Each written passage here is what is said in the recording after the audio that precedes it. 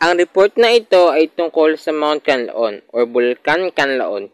Ang ating mga pangunahing agenda ay kung kailan ito huling pagsabog at madami pang iba. Sa ilang mapagkukunan na may base diameter na 30 kilometers or 19 millimeters at may tuldok na pyroclastic cones at mga patay na bunganga, lining at sa hilagang kanluran. Ang mga katabi nitong gusaling bulkan ay ang Mount Silay at Mount Mandalagan, hilagan ng Canlaon. Ang Canlaon ay sangkap na lungsod na may jurisdiction sa panig ng bulkan ng Negros. Naitala ng DOST at Philbox ang dalawang lindol sa bulkan sa ilalim ng bulkan ng Canlaon sa nakalibas na 24 oras noong 2017. Mayroong patuloy na pagmatagalang inflation ng edipisyon sa nagaganap mula noong 2017 habang sa panandaliang tingin.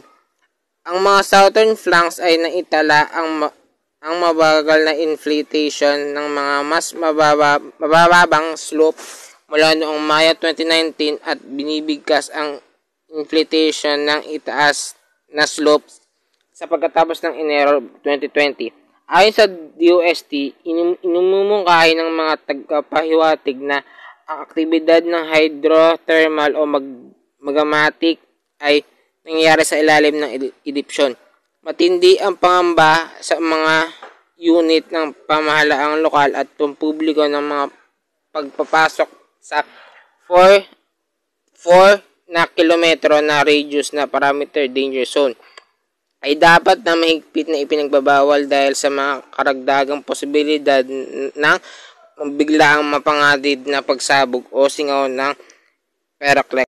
Dapat ding payuhan ng mga otoridad ng sibil na paglipad ang mga piloto na iwasan ang paglipad malapit sa tutok ng bulkan dahil ang ejecta mula sa anumang biglang pagsabog ng phreatic ay maaaring mapanganib sa sasakyang panghimpapawid.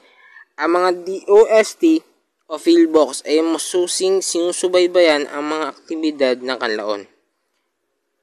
Canlaon Volcan at ang mga pang pagbabagong kaunlaran nito para maipasa sa lahat na nag-aalala. Para rin sa kaligtasan ng iba, dapat din nating sundin ang mga patakaran na sinasabi sa bawat news na binabanggit tungkol sa Mount Canlaon dahil para rin sa atin ito. Salamat po.